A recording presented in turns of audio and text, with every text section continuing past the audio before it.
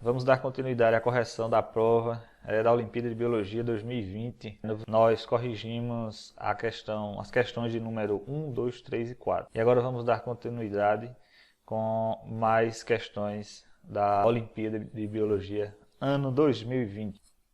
Ok, vamos lá. Para as questões de 5 a 7, que nós vamos corrigir nesse vídeo, precisamos ler a informação contida nesse texto. Ele diz o seguinte: reação a nível de oxigênio leva o Nobel. Trio desvendou meio de adaptação das estruturas à disponibilidade do gás, no caso o gás oxigênio. Descoberta na área de medicina pode ser aplicada contra câncer. Aqui ele fala sobre a pesquisa, como ocorreu. No último parágrafo aqui, o trio desvendou os mecanismos que fazem com que as células percebam, preste atenção a essa leitura, tá? Fazem com que as células percebam quando os níveis de oxigênio estão caindo, se adaptem a essa disponibilidade.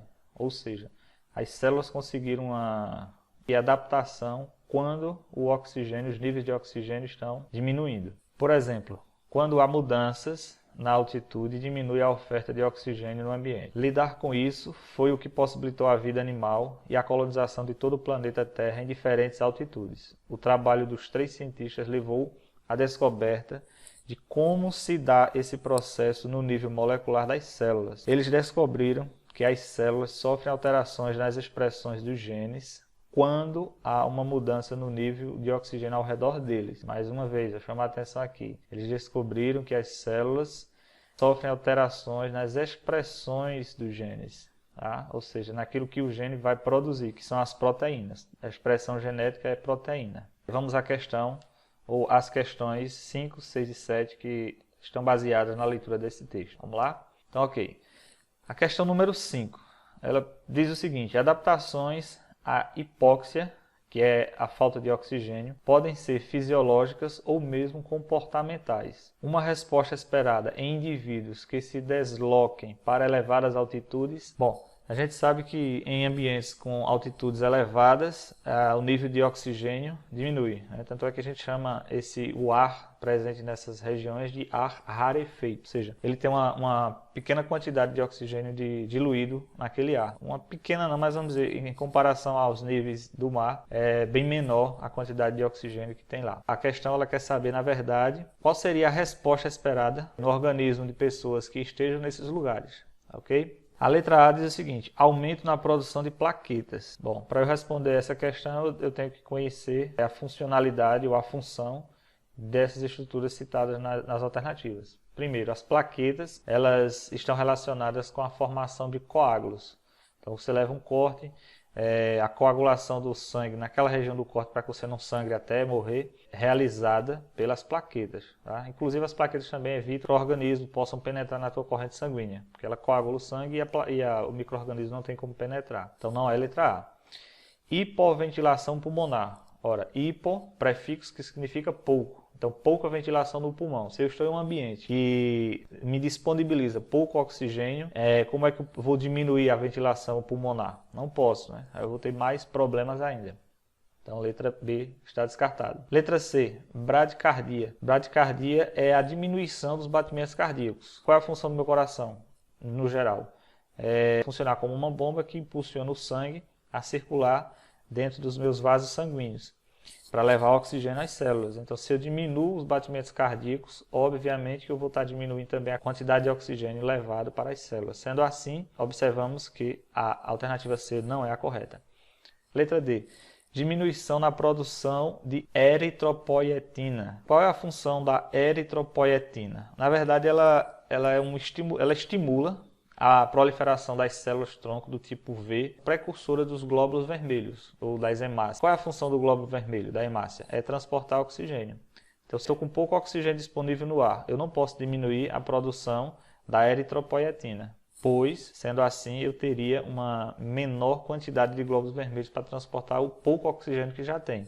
Então, seria vantajoso para mim. Letra E diz o seguinte: aumento na produção de eritrócitos. Opa! Questão correta.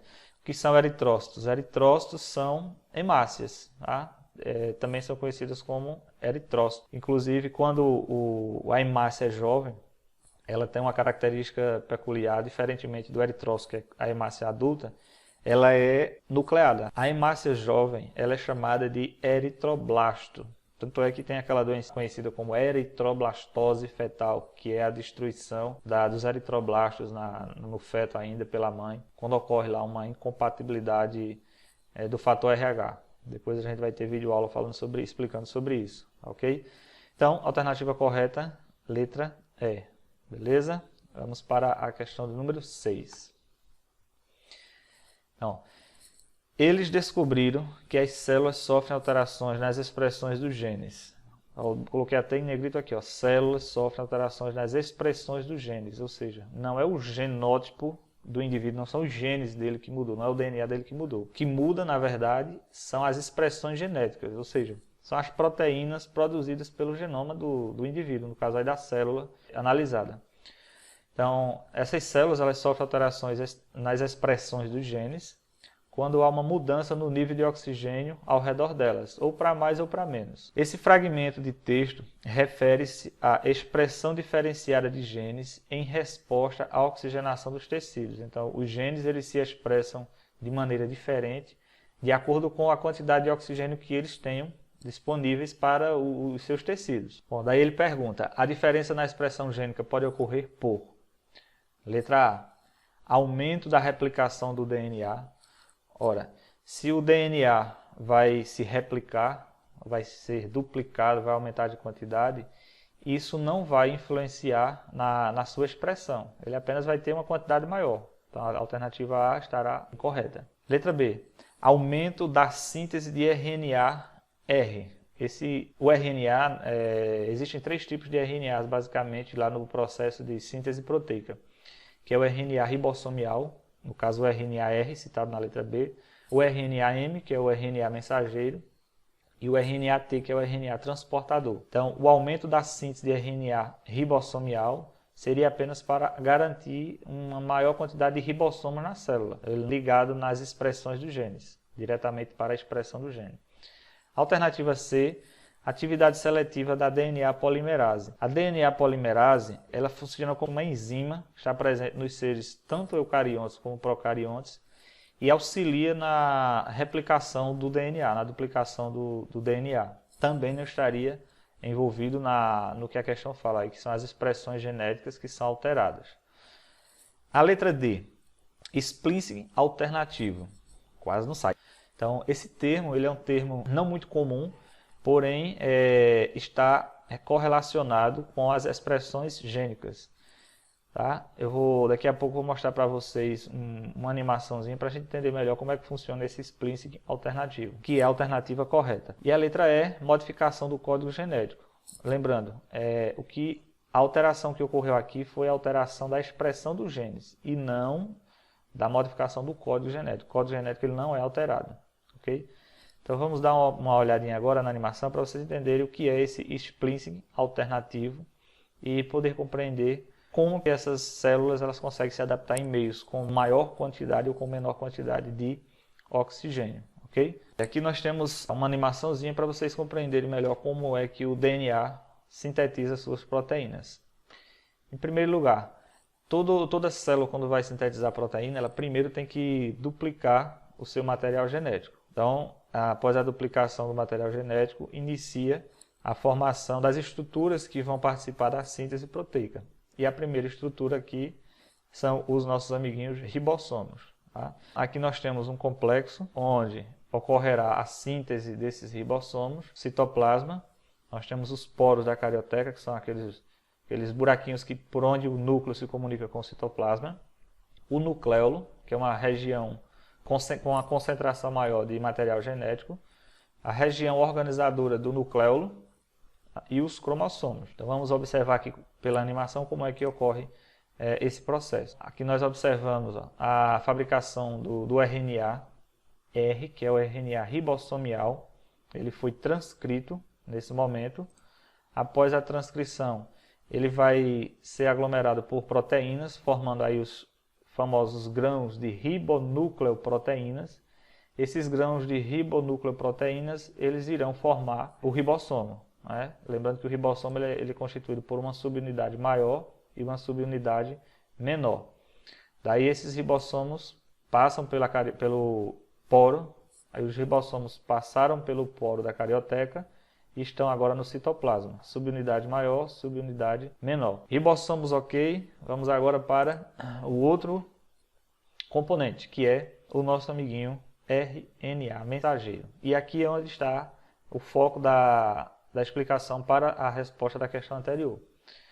Quando o RNA mensageiro vai ser transcrito, nós vamos ter a participação de uma enzima chamada RNA polimerase. Assim como o DNA polimerase ele sintetiza o DNA, o RNA polimerase vai sintetizar o RNA. Então aqui vai ser, nesse ponto destacado, é o início da transcrição de um novo RNA. Aqui a gente tem uma molécula de DNA, dupla fita, tá?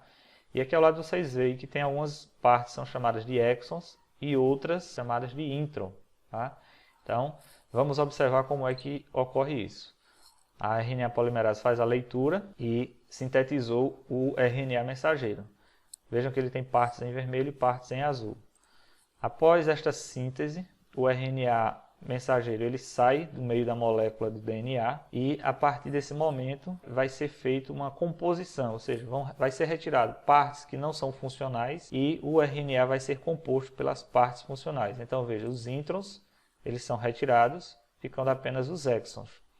Detalhe, quando eu falei para vocês lá da alternativa anterior, aquele splicing alternativo, é exatamente nesse momento aqui, quando os introns são retirados, o alternativo vamos imaginar que se eu tivesse deixado um daqueles introns que saiu dessa molécula, a célula conseguisse sobreviver em um meio com pouco oxigênio.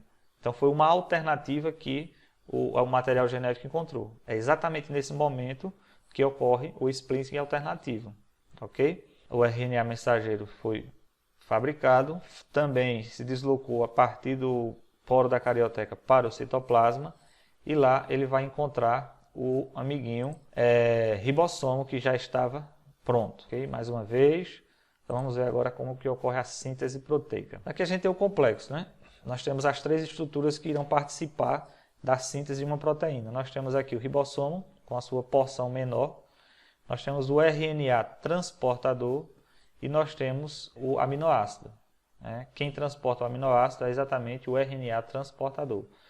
Vamos ver agora o RNA mensageiro, que é o terceiro componente. O primeiro o ribossomo, o segundo o RNA transportador e o terceiro o RNA mensageiro. Esse complexo ele vai seguir sentido 5 linhas, 3 linhas, e existe um códon de iniciação, que é um código quando o RNA transportador ele encontra esse código, ele inicia uma proteína.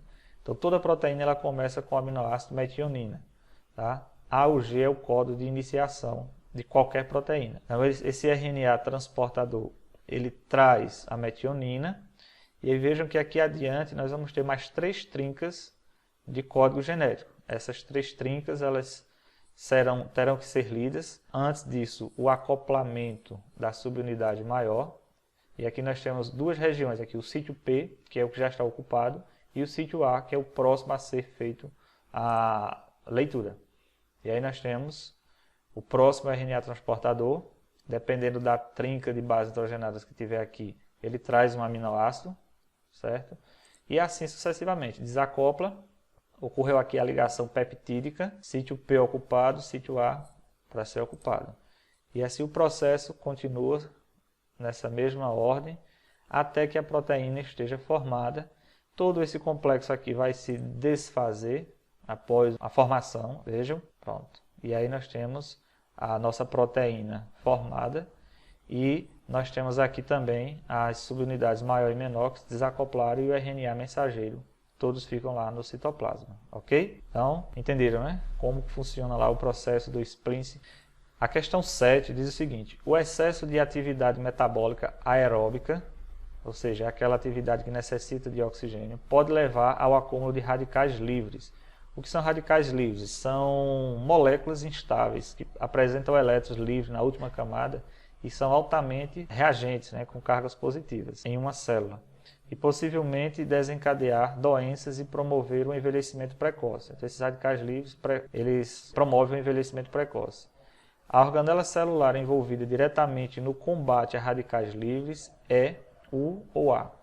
Então, ele quer saber qual organela dessas citadas aqui é responsável por combater esses radicais livres. O peroxissomo é uma organela responsável pela desintoxicação do organismo. Ele converte as moléculas de água oxigenada, porque ela é uma molécula tóxica para o organismo, para as células em geral. A letra B, os lisossomos têm como função a digestão intracelular. Já os centrossomos são responsáveis pela formação dos microtúbulos, que irão dar condições ao citoesqueleto celular existir. O complexo golgiense tem como principal função empacotar e secretar substâncias. A membrana plasmática tem como função permitir a entrada e a saída de substâncias para o interior da célula. Sendo assim, a alternativa correta é a letra A, peroxissomos, já que eles são responsáveis por desintoxicar o organismo. E esses radicais livres funcionam como se fossem substâncias tóxicas para provocar o envelhecimento